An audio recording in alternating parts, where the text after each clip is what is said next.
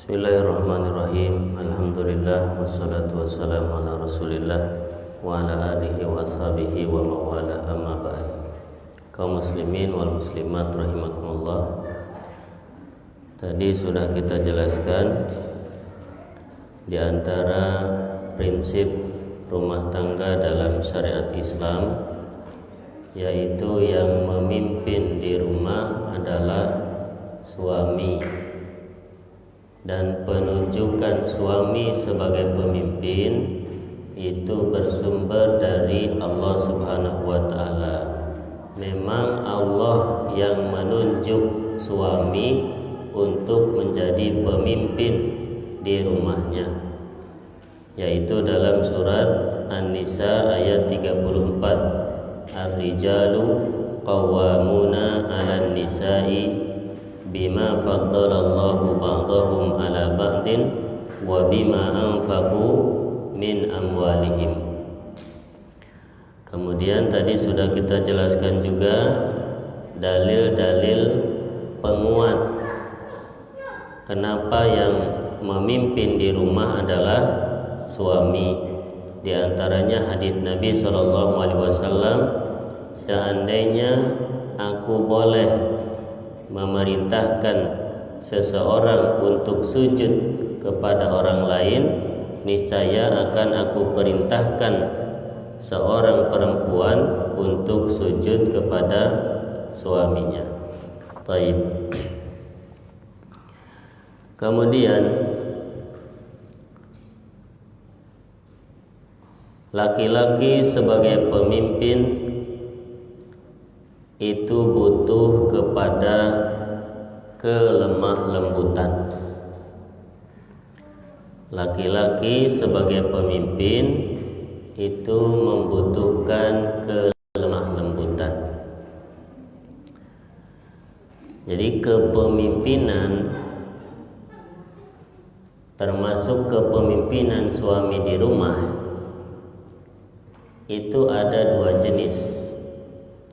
Ada kepemimpinan yang otoriter, yang keras. Yang kedua, ada kepemimpinan yang lemah lembut. Nah, kepemimpinan suami di rumahnya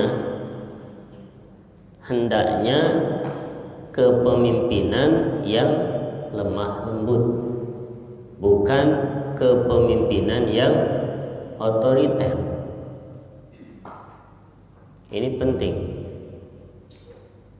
Jadi suami jangan mentang-mentang dia suami terus memimpin rumah tangganya dengan otoriter, dengan keras. Pokoknya kalau saya sudah nyuruh harus nurut. Pokoknya kalau saya sudah memutuskan semua harus patuh. Enggak gitu juga. Model kepemimpinan itu ada dua, ada yang otoriter, ada yang lemah lembut.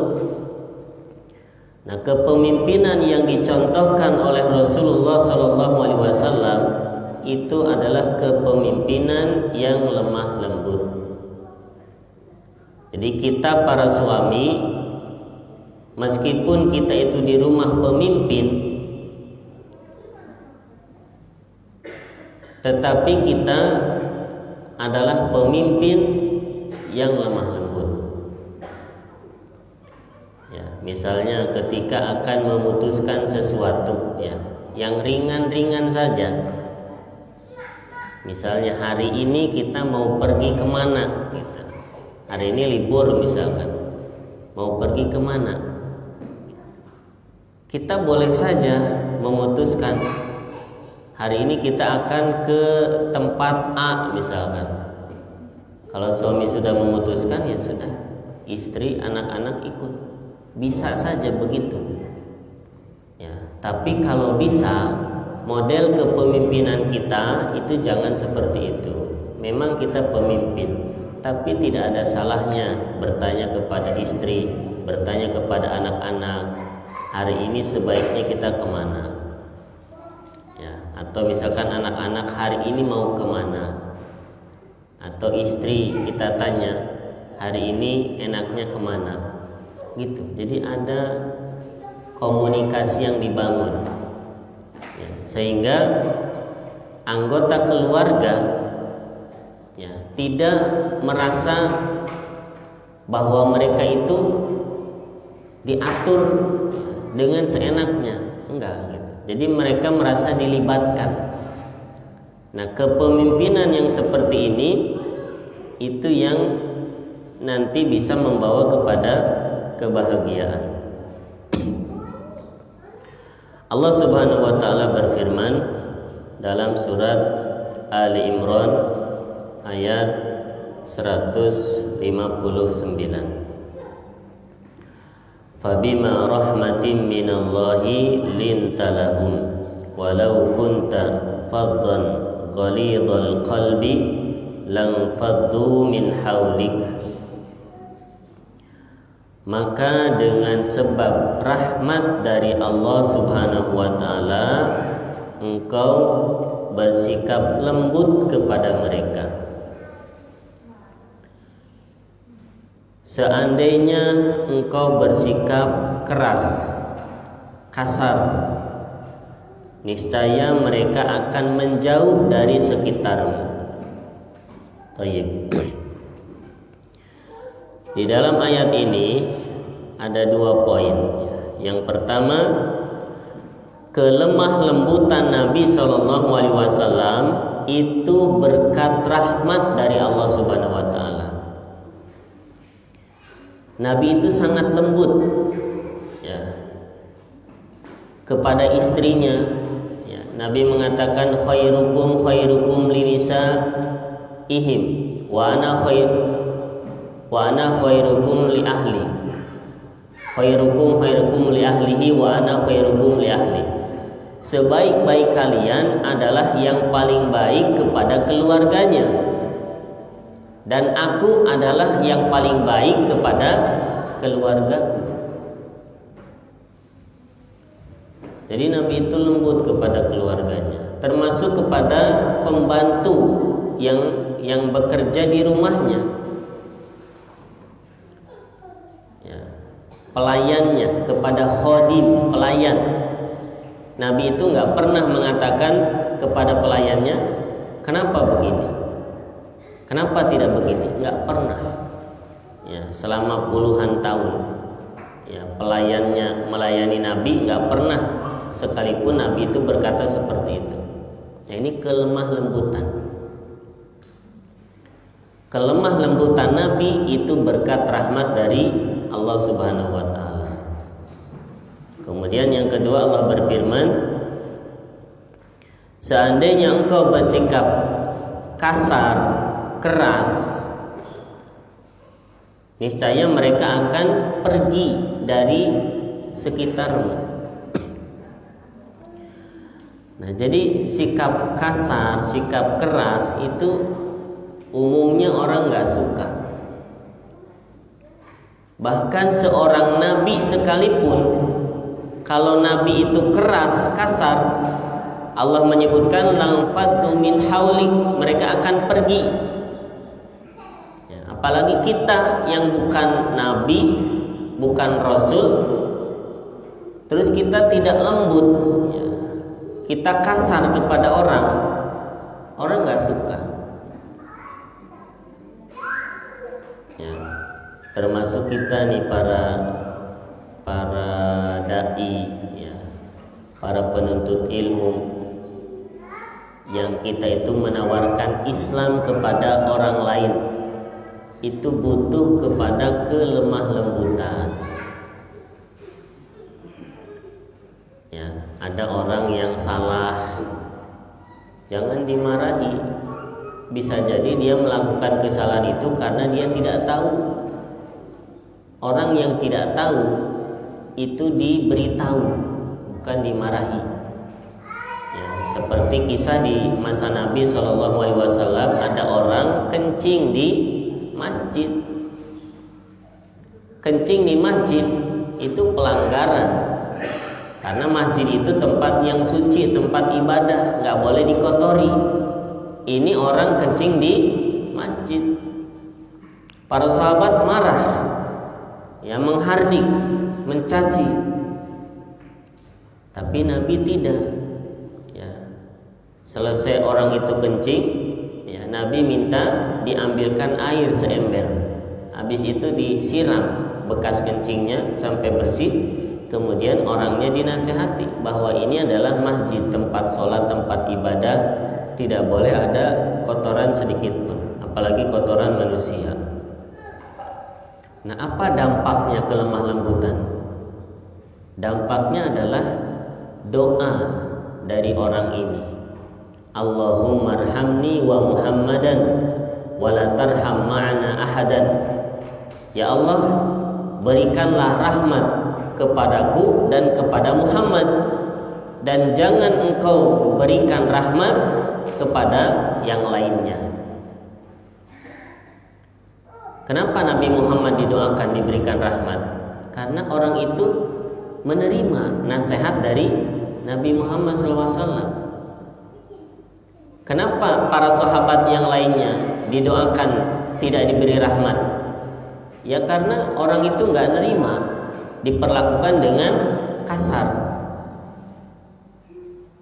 Baik. Jadi kita yang menawarkan Islam, menawarkan agama kepada orang lain, itu sangat butuh kepada kelemah lembutan. Termasuk seorang suami kepada istrinya itu juga butuh kelemah lembutan. Seorang suami ketika melihat istrinya melakukan kesalahan, ya, tidak harus selalu istri itu salah kemudian kita hukum. Nggak selalu begitu. Tiap istri salah dihukum, istri salah dihukum, nggak begitu.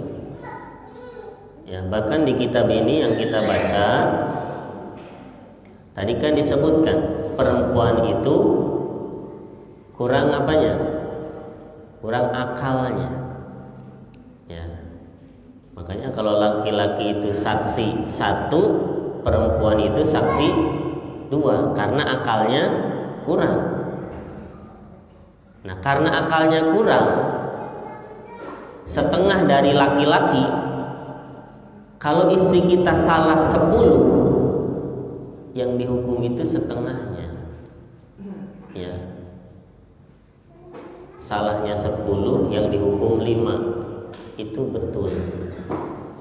Tapi kalau 10 kali salah, 10 kali dihukum, berarti suaminya nggak paham bahwa istri itu tercipta dari tulang yang bengkok, ya.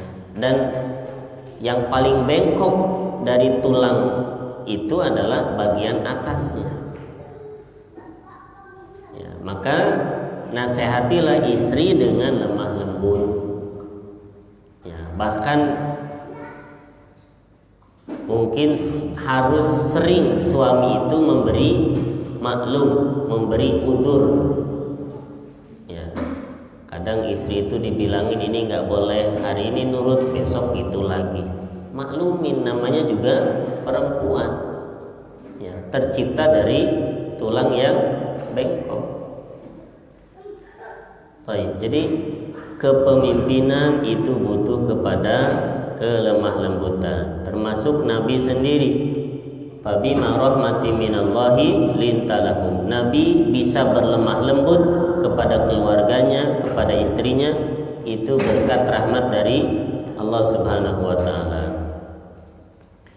Dalam sebuah hadis Nabi sallallahu alaihi wasallam bersabda, "Innar rifqa la yakunu fi syai'in illa zanah wa la yunza'u min syai'in illa sanah." Sesungguhnya kelemah lembutan itu tidaklah berada pada sesuatu, melainkan akan menghiasinya, dan tidaklah ia dicabut dari sesuatu, melainkan akan mengotorinya. Hadis riwayat Imam Muslim. Kelemah lembutan apabila ada pada sesuatu, maka dia akan menghiasi sesuatu itu. Dan kelemah lembutan apabila dicabut dari sesuatu, maka dia akan mengotori sesuatu itu. Ini pentingnya lemah lembut. Apalagi orang-orang yang menyebarkan kebaikan. Ya, orang nyebarin keburukan, ya, sales-sales riba, ya. Riba, ya, kan ada sales-salesnya. Kadang mereka nawarin riba itu dengan kelemah lembutan, ya. Nelpon sama kita atau bicara sama kita, dia minta izin dulu, ya. Boleh minta waktunya sebentar, mungkin 5 menit, 10 menit. Itu dia mau menawarkan kemaksiatan riba. Begitu halusnya, begitu lembutnya mereka bicara. Nah, kita yang menawarkan kebenaran seharusnya lemah lembut, ya, ya, bukan yang menyebarkan kebatilan. Ya, cuma kadang masih kebulak-balik. Ya, orang yang menyebarkan maksiat, riba, itu justru mereka yang lemah lembut. Ya, kita yang mendakwahkan kebenaran kadang masih belum bisa belajar lemah lembut. Ya, baik. Nah, banyak hadis-hadis yang lainnya, ya, yang menunjukkan bahwa memimpin itu butuh kepada kelemah lembutan. Jadi jangan dipahami karena kita pemimpin kita harus keras. Tidak. Justru karena kita pemimpin kita butuh kepada kelemah lembutan. Ya, ini maksudnya memimpin di rumah. Ya, anak kita pengen kita luruskan, butuh kelembutan. Anak kita ribut di rumah berisik, jangan dimarahi. Sabar, namanya anak ribut, ya memang dia anak kecil, memang fitrahnya begitu. Ya, kita panggil, kita nasihati dengan lemah lembut, kasih tahu adab, kesopanan. Besoknya begitu lagi, nasihati lagi. Ya, jangan kita marah-marah setiap hari kepada anak, nggak boleh. Ya, begitu juga kepada istri, begitu juga istri kepada suami, ya, dan seterusnya. Wallahu a'lam bishawab. Barangkali cukup dulu untuk pertemuan hari ini. Ya, mudah-mudahan bermanfaat. Ya, wallahu a'lam bishawab. Wassallallahu ala nabiyina Muhammad wa ala alihi wa sahbihi ajmain. Wa akhiru da'wana alhamdulillahi rabbil alamin. Ada pertanyaan atau langsung tutup? Ya. Bagaimana pandangan Islam? Mungkin ada dua pertanyaan. Pertama, apa pandangan Islam terhadap ini yang suami takut istri? Suami takut istri. Sama yang kedua, tadi dijelaskan ada hadis yang apabila diperbolehkan seseorang bersujud pada manusia, perintahkan orang ini sujud pada suami. Itu terus di masyarakat kita sering melihat seorang anak itu malah sujud pada ibunya tatkala baru ketemu, mungkin dari sahabat atau menyium atau kaki ibunya atau orang tua, itu gimana? Ya. Itu aja. Baik, terima kasih. Yang pertama, suami-suami takut istri. Ya. Takutnya takut kenapa ini? Jadi takut itu ada 3, ya. Satu, takut yang manusiawi, ya. Itu merupakan tabiat manusia. Seperti takut terhadap hal-hal yang membahayakan. Takut ular, takut harimau, takut dipecat dari pekerjaan. Itu takut yang manusiawi, yang wajar. Yang kedua, takut yang haram. Takut yang haram adalah takut yang tadinya manusiawi tapi menyebabkan meninggalkan yang wajib atau mengerjakan yang haram, maka menjadi haram. Contohnya takut ular. Karena takut ular terus nggak mau ke masjid misalkan, atau nggak sholat, ya jadi haram. Takut ular tadinya wajar, tapi kalau membuat seseorang menjadi tidak sholat atau menjadi mengerjakan yang haram, maka menjadi haram. Yang ketiga, takut yang syirik. Ya, takut yang syirik bukan cuma haram, tapi takut yang syirik. Ya. Misalnya orang takut kepada orang mati dengan keyakinan orang mati itu bisa membahayakan dirinya tanpa kehendak dari Allah Subhanahu wa taala.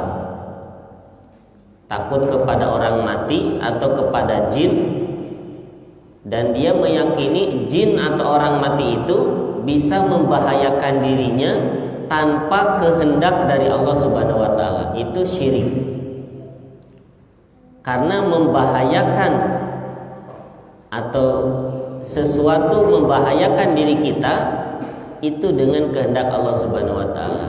Maka siapa yang meyakini bahwa sesuatu bisa memudaratkan kita tanpa kehendak dari Allah, maka itu syirik. Itu hukum asal takut. Nah, kalau ada suami takut istri, ya, kemungkinan ya biasanya karena si suami itu sifat qawamnya tidak ada, ya. Sifat suami sebagai pemimpin itu tidak ada pada dirinya. Jadi yang mengatur-ngatur itu istrinya. Ini hukumnya apa? Ya, mungkin ini menunjukkan bahwa si suami itu kurang wibawa, ya. Jadi yang ngatur-ngatur istrinya. Suami mau pergi, istrinya bilang jangan, gitu. Ya. Suami pengen beli ini, kata istrinya jangan, nggak jadi beli. Lah ini marwah dia sebagai suami nggak ada kalau seperti ini, ya, nggak ada. Jadi suami itu dia sebagai qawam, sebagai pemimpin, ya. Jadi kalau istri melarang kita, kalau memang larangannya baik, nggak apa-apa kita ikutin. Bukan berarti kita ngikutin istri, bukan. Tapi karena ini baik, ya. Tapi kalau istri melarang, ya padahal larangannya itu tidak baik, ya kita tidak ikutin. Nah itu suami dia harus punya jiwa pemimpin, karena memang dia yang memimpin rumah. Tapi kalau kayak tadi diatur-atur, itu menunjukkan bahwa suami kurang punya wibawa, ya. Nah, mudah-mudahan di sini tidak ada, ya. Ya, dan kepada ibu-ibu, ya nggak boleh ngatur-ngatur suami, ya. Bolehnya itu istri itu ngasih masukan. Misalkan suami pengen jajan, ya. Ibu jangan bilang jangan, bukan begitu. Kalau memang jatah makan atau jatah jajan tinggal sedikit, ibu sampaikan baik-baik gitu. Ya mohon maaf bapak atau ayah atau abi, ini persediaan uang bulan ini tinggal segini. Nanti kalau kepotong jajan berarti tinggal segini. Kira-kira gimana? Itu istri yang menghormati suami. Itu jangan suaminya pengen pergi, pengen jajan bilang jangan, nggak boleh. Nah emang yang memimpin di rumah itu siapa gitu? Itu ya. Jadi dari sisi suami harus punya marwah, harus punya kesadaran bahwa dirinya adalah pemimpin. Allah yang menunjuk dia menjadi pemimpin. Yang kedua dari istri, dia harus punya rasa menghormati suaminya. Baik. Yang kedua tentang mungkin kayak sungkem gitu ya. Intinya bahwa ruku dan sujud itu hanya kita persembahkan kepada Allah Subhanahu wa taala. Memuliakan manusia termasuk orang tua itu tentunya perbuatan baik. Tetapi ada syariatnya. Bagaimana kita memuliakan orang tua? Ya ikuti syariat agama. Misalnya bertemu dengan orang tua, ya kita cium tangan boleh tidak? Boleh. Kita mencium kening orang tua boleh untuk menghormati mereka. Kemudian memeluk mereka boleh. Adapun kita membungkukkan badan, apalagi sampai sujud, ya tidak ada seperti itu. Ya, bahkan bukan hanya anak kepada orang tua. Kita ketemu guru misalkan, kita salim sambil membungkukkan badan, ya al-inhina, ya sebagian ulama mengatakan itu nggak boleh, meskipun niatnya untuk menghormati. Penghormatan sudah ada aturannya dalam agama. Kita bertemu dengan teman kita, assalamualaikum, itu penghormatan. Kita jabat tangan, itu penghormatan. Kita tanya dia kabarnya bagaimana, itu penghormatan. Ya. Adapun kita membungkukkan badan, ya, apalagi sampai sujud dan seterusnya, itu bukan bentuk penghormatan dalam Islam. Meskipun dalam budaya, ya, dalam budaya beberapa budaya itu bentuk penghormatan. Ya, misalkan di Jepang, ya, Jepang itu kalau menghormati orang gimana? Ya menundukkan kepala dan menundukkan badan. Kalau menundukkan kepala mungkin masih boleh, tapi menundukkan badan itu sudah nggak boleh. Atau di Sunda juga mungkin menundukkan badan itu bentuk penghormatan. Tapi dalam Islam menundukkan badan seperti itu bukan bentuk penghormatan. Nah, ketika adat dan budaya kemudian bertentangan dengan agama, mana yang kita dahulukan? Agama. Ya. Bukan berarti kita menolak budaya, tidak. Budaya itu nggak ada masalah. Al-adatu muhakkamah. Adat atau budaya itu ya silahkan selama tidak melanggar syariat. Apapun kalau melanggar syariat, ya mohon maaf, kita mendahulukan syariat. Karena yang menciptakan kita itu Allah, yang memberi makan kita, rezeki kita itu Allah. Kita hidup dihidupkan Allah, kita tinggal di bumi Allah. Kita bernapas pakai udara setiap hari dari Allah. Maka yang kita dahulukan adalah syariat Allah Subhanahu wa taala. Manusia itu enggak memberi apa-apa kepada kita. Ya, mereka itu hanya sebab, hakikatnya dari Allah Subhanahu wa taala. Wa ma bikum min ni'matin faminallah. Kenikmatan apapun yang kalian peroleh itu dari Allah Subhanahu wa taala. Manusia itu sebagai wasilah. Makanya yang pertama kita dahulukan adalah syariat Allah. Setelah itu budaya, adat masyarakat setempat silahkan kalau mau dipakai selama tidak bertentangan dengan syariat. Wallahu a'lam bishawab. Cukup ya, barangkali cukup dulu. Mudah-mudahan bermanfaat. Subhanakallahumma bihamdika, asyhadu an la ilaha illa anta, astaghfiruka wa atubu ilaik. Kurang lebihnya mohon maaf. Wassalamualaikum warahmatullahi wabarakatuh.